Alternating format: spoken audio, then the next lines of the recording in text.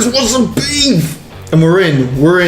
We're here to get vexed and ratty about stuff. I'm your host, Baron Marf, and I'm joined, as always, by my anger guru, the Angrylink. How you doing, buddy?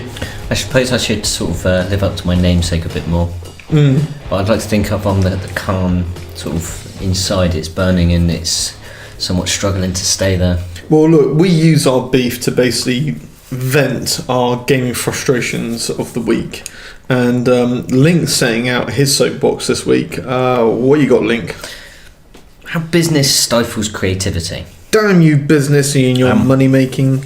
I mean, don't get me wrong. We've seen obviously how gaming's grown over especially even the last 10 years in terms of user base, how it's gone sort of more mainstream, and the technology. I mean, the thought of like when I was playing Wind Waker, that one day I'd have a mobile phone that could play Wind Waker, and it was only 10 years round the corner. Well, would be fucking mind blown. I mean, also for me, the money blows my mind a little bit. You know, you've got the whole. Well, that was. You know, comparatively to if you think of how much you spend on music each month, how much you spend on going to the cinema each month, and then how much you spend on video games each month. You know, video games make more money than the Both music industry and the movie industry combined. Yeah. And that is mind blowing. Yeah. Over the last, I suppose you could say really since the PlayStation, when it really started to try to become more adult and more serious, that you can take this seriously, this isn't just for kids, kind of. They took that mentality, and obviously they realised they were smart because they were the ones who had the money. But shit's like getting a little bit out of order now, really. Yeah. So obviously, with the growth of the industry, that it's meant that there's more money to go round. And people are acting like dickbags. Well, yeah, obviously this means that there's more people that want that money. So, yeah, that comes the problem. I think the main one that I've ever seen was, it was obviously talked about years after the fact, but the original Xbox was made by people that liked games and wanted to get gaming or Microsoft and Direct 3D into consoles. Yeah. That was made by gamers that worked in business. Whereas the Xbox 360 was made by businessmen that worked in games. Thus the whole point of Red Ring let's not spend that extra $4 per unit on putting a better fan and heatsink. Don't worry about that. And yeah, we'll not do that because that will save us. It'll be fine. 500 million over the projected sales of the 100 million consoles we're going to make. Yeah. Which then obviously in what it turned out to cost them 2.5 billion. So, you know, there's little things like that. Yeah, got to have a little bit of give and take, you know. You know, it's when non-gaming people, they're getting into gaming investment, whether they're buying studios, whether they're making studios, whether they're investing through Kickstarter or driving Kickstarter investment. They're getting into these things and these projects. And a lot of them, it seems they're wanting to guide the project, you know, so you can completely understand from a business perspective to try and save as much money, to try and get it out as fast as possible to enable your best profit margins. Yeah. And we can see how those meetings play out. Like, what's the main character's name? John. Right, that sounds like DLC to me. Yeah, or we were talking, weren't we, that you couldn't imagine the Binding of Isaac being made by or being published by anybody but themselves. No. Because... So what's this game about? Well, you're a little boy that's trapped in a basement whose mother's overtly religious, and then there's a lot of religious symbolism and obviously overtones. No. What religion? Doesn't matter.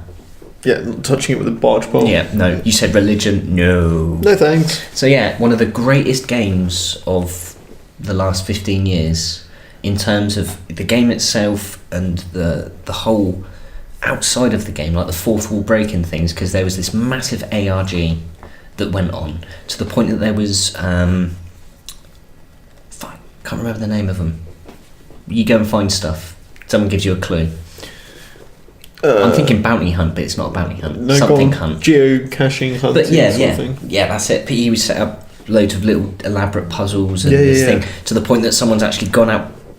No, still can't fucking remember it. Someone's gone out to this place in San Diego and dug this hole and found this little thing that the developer had left there. And it was created over this elaborate 18-month thing. You can't see, that's... Easter eggs. sort of thing, like in games like you've got in like Trials and stuff like that. But in the real world, like Trials, there's this puzzle that will be unveiled in 100 years' time in the Eiffel Tower. Yeah, that's right. You wouldn't get that if it was from a publisher. This is if a businessman. Well, why would you do that? No, that sounds like a waste of money. So all of this wonderful quality stuff that draws people into this hobby.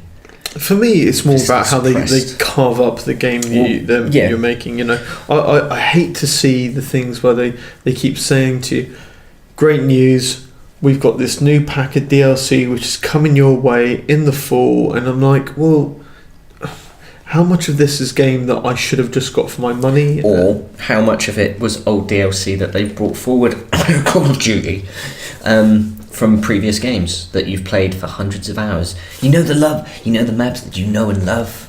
You spent hours and hours playing. Call of Duty really take the piss with that shit. Now we're going to just smarten it up and resell it to you. We're just basically dry cleaning your jacket and selling it back to you.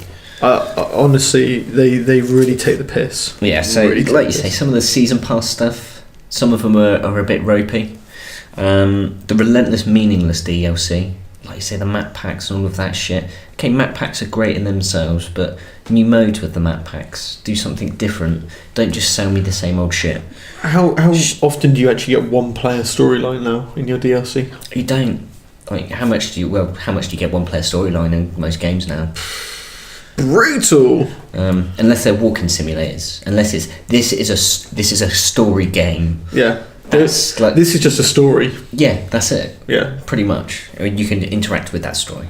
So, yeah. So you've got some of the shitty pre-order tactics as well. Yeah. So where you're left like, I don't know where I've got to go and buy it. All I want is the best pack. I don't know which one the best pack is, and like you've got 7 stores that are like, but you want this game. So here's the best we've one. got this hat. Right, ready? Playing Gears of War 4. Yeah. There is a character in the multiplayer which is the main character JD, but a zombie version of him. Yep. For me to get him, wait a minute. First, can you obtain that through gameplay? No. Can I obtain him through the online store within the game in the UK? No. Or in the US? No. Can I obtain him through buying the game in the UK? No. He's on there as an option for me to play as him, but so do you know what I have to do? I have to go to kind of like a Domino's in America and buy some of their food there, and it'll be in one of the containers when I open it. Right. So I ended up having to go onto eBay to buy the code of people who are selling the code from their boxes to me. And it worked perfectly fine, and I got the character and all the associated DLC. Shitty tie-ins. Yeah. Again, Uncharted is with the Mountain Dew and the fucking Doritos again, isn't it? It's just ridiculous. I mean, there are some really shitty things that have arisen from all of this. Do you think that sometimes there are like genuine missteps? And you know, if we look at some of the big games which we always like to poke and prod, like for example Fable, you know, the whole sort of like, do you think somebody in their office just went, guys, what about we do an MMO? And then nobody was smart enough to say, no, that's a shit idea. I think it's especially the case with Lionhead. I mean, they're quite happy to admit their sort of missteps and mistakes. I mean, Peter Molyneux, even though you can't really trust a word that he comes out of his mouth when he's describing feature sets and progression for a game and what it's going to become. The guy's a fucking idiot. He's generally quite honest, and sort of once the dust has settled and he's actually had a chance to look at what he said, and he's quite good at sort of going, well, I did say that and that didn't turn out how he'd like, and they're good at pointing out where they went wrong. I don't think he's made the actual a fucking business career out of it, dude. I mean, well, no, he couldn't have stayed in the career that long. Like, if you're a race driver and you're crashing every fucking car you're racing in, you're not going to really last as a race driver, are you? So he has made some great games, like. But this was on the age before like they had a voice and there was the internet and everyone expected him to talk. He didn't realise he made these great games. He just kind of showed up and went, "Oh fuck, that's amazing." He's always had some very great work colleagues. But in the case of Fable, I think the missteps they made is they pushed it all on too far. They never stayed in one era too long. Like Fable 2, they could have just followed on from Fable and tried to carry on that you were that. Like, one of their promises was the multi-generational spanning of time, and your actions within the world will have consequence. Well, some of those elements were in there, but they could have carried that element more on, and you were just one of their kids. So you're still in the same timeline. They've moved it all on too fast. Was their main thing. They could have stayed and explored Albion as it was in Fable 1 a bit more, but they jumped forward like 100 years, and then it went 500 years on, and it all was a bit too rushed that way. But do you think that was influenced by Microsoft? Well, there were certain influences from Microsoft with the whole, our case studies have proven that won't be good kind of situations. I think one of them was the cover. They wanted a black woman on the front of the cover of Fable 2, and they were like, no, we can't, no. That doesn't, the demographic, and like you say, they're throwing out all of those fucking stupid focus group bollocks and all of this shit. And like, you ask most of the 90% of the people that have bought Fable, did you really care what the front of the thing looked like? Nah, I was just all interested in about what I could become. It's about playing the game. Exactly, yeah. So it's stupid shit like that I think missteps that have been handled in business, and I think Fable or Lionhead's a great example. I mean, you've got a team that's been known for making brilliant RPGs. I mean, yes, there's been some missteps and some bad decisions or incorrect decisions along the way. PETA money. But they were still all really solid games. So let's take a developer that's known for doing those, and let's get them to make games that they've never made. Yeah, I mean, so that's where, some it wouldn't surprise me if some big would just kind of went, hey, why don't we make one of these? Wasn't Don Matic still in charge at that point? Well, some of his business decisions have backfired. I think this is one of those things where we can look at it and we can say, do you know what? It's too often that we see the influence of... Yeah, we never know the whole story. Of people with power over the people who are creating the game, i.e. the people who are funding them, saying, we need a DLC, we need a season pass, we need a whatever, and it feels somewhat shoehorned in. I mean, I'd like it when... Battlefront. Well, I like it when business actually... So this power can be used for good link. I mean, they have done sensible things in the past. I remember when they first started talking about chapter release of games, and I was like, me, you're just going to charge me like £75 or £80 for a game which cost me like 30, me. But actually, you look at games like Hitman. So, is it a full game? Maybe not. But is there a lot more game than a bit of a chapter here and there? Then yes, there is. And the option to buy it individually or to buy it as a whole gives the customer like better flexibility. Yeah, I really am not interested in that portion. I just want the Paris level. I really love the idea of, and it's this wonderful little sandbox, and it's its own self-contained little thing. Yeah, and it's great. I think it's a shame though, because obviously that was up this week, wasn't it? That Square Enix have obviously parted company with IO Interactive, so they're up for sale now. Yeah, there it goes. But I always thought Hitman was considered a success, but maybe not financially. Yeah, I think it is that, but I think it's received well, but not bought. Yeah. I mean, final thoughts. I mean, for me anyway, I'd say that I get the video game industry. It's a cash cow, and to put it as eloquently as I can, show some fucking decorum, guys. Stop desperately just scrambling at money all the time. Let's try and treat our audience, i.e. us gamers, maybe with a level of intelligence or some aspect of... Or at least assume respect. We've got the intelligence to go out and find out. I mean, it is a difficult one because there is clear evidence to the contrary when you just look at Twitter for half an hour. No, I mean, if we look at sort of the demographic of forget the demographic. Well, no. Let's look at the type of person who is gaming, right? And I'm not talking about what demographic they fall in, but actually just the core essence of you play video games. What does it mean? It means there's probably a bloody good chance you've got some F1 or fighter pilot reactions, right? 2, you're going to be one of these people who seeks out to find balance or equilibrium in stuff. So if there's injustice, you're trying to fix it or do whatever, but there's never this kind of like, I'm just accepting this as is. And then thirdly, you've got people whose like their hobby is to answer questions, the questions which have only been created so that they can then answer them, not because they, i.e. they're making storylines, complete storylines. These people, this is their hobby, to go out and investigate and find resolutions to things. And you're telling me they can't spot like a fucking paywall from a mile away? Well, this is a group of people that that includes some people that have spent 4 years trying to get into a room that you can't get into. Yeah. On Halo. Yeah, exactly. For no reason other than because I want to. Yeah. Because they tell me I can't go there. And these are the people that you think can go, no, enjoy the game. I'm not trying to hit you for loads of money. Yeah. Honest governor, don't worry about it. I mean, to sort of sum it all up, to go back to the old Bob Dylan paraphrasing, the times are a-changing.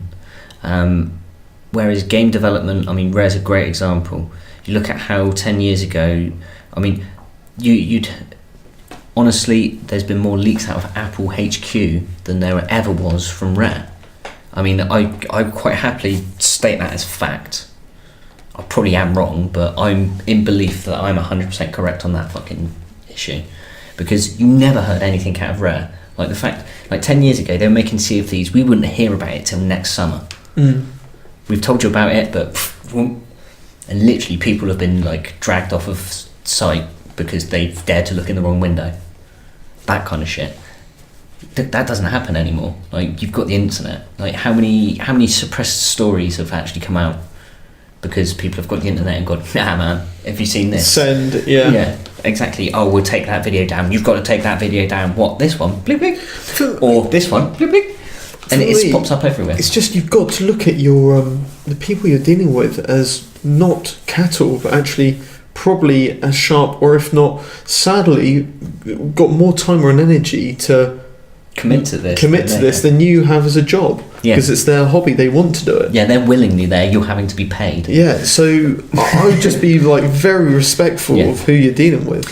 Well, I think a point that I kind of thought of was, especially as regards to the business side of things and people that are looking to invest in it, is you don't buy Pele and then tell him how to score fucking goals. Yeah? If you're going to go out and you're going to get these studios and buy these studios, let them do what they're good at. Say, okay, be like Brian Clough treated chairmen. You wouldn't know this fucking reference at all, but there may be some listeners that might know this reference. He said of chairmen, the person who runs a football club, your job is to sign the checks and fuck all else. And that is it. Like say, I buy the players, I pick the team, I tell them what to fucking run, I tell them what to wear. That's my job. Your job to sign the checks, now fuck off. Harsh but fair. And that is, unfortunately, you have to have a guiding hand, but it's just a case of you have to go, how much? There you go, sir. Okay. Yeah, walk away and I will deliver you product. I get my 70% right. Yes, cool. Whammy, whammy, whammy. Well, there it is, folks. So, Link, do you feel like you've got it off your chest? Do you feel a bit more settled? I think this is something that's just going to sort of stir and boil and bubble away, and Fair it enough. just continues to get worse. But that's the way the cookie crumbles. I'm getting older and a bit more resilient. Yep. So, guys, as always, check us out in the usual bits below. It's all that social media crap. But until then, it is Angry Link saying Goodbye. And the Baron, I'm out.